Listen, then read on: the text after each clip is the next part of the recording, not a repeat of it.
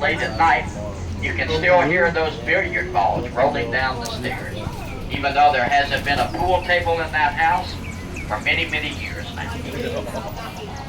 Now this big building to our right here, that is the Cathedral of St. John the Baptist. That is the only Gothic-style Catholic cathedral here in the state of Georgia.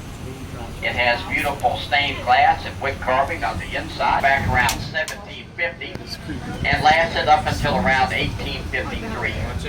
Now today, of course, a lot of people like to visit the cemetery. It's almost like a park.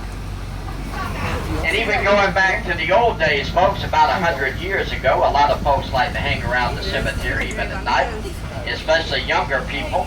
Now they say that a group of young people was around the cemetery here one night, and they got to talking about going in there and standing over one of the graves as a sign of courage. Now one of the young ladies decided to take up that dare. They told her that if she went into the cemetery and stood over one of the graves, to prove that she had been there, she was to take a knife and plunge it into the ground. Well, she took the knife and went over the fence there, ran right up to one of the graves. Now she was terrified, of course, but she didn't want her friends to know that. She took the knife and stabbed it into the ground and turned around to run away. Now when she turned to run, it was like something was holding her to the ground. The more she struggled and tried to tear away, it seemed like the tighter she was being held. And she fainted dead away right there in the cemetery. Now of course her friends had to go get some of their parents and come in there to rescue her.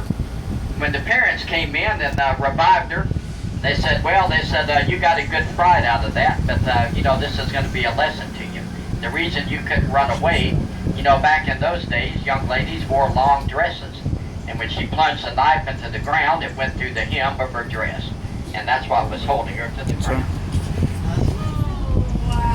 Now, of course, a lot of folks who are buried there in that cemetery, they passed away from one of those yellow fever epidemics that we talked about earlier.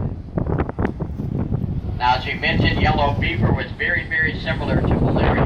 One of the first outbreaks they had here was back in 1820. Now, 1820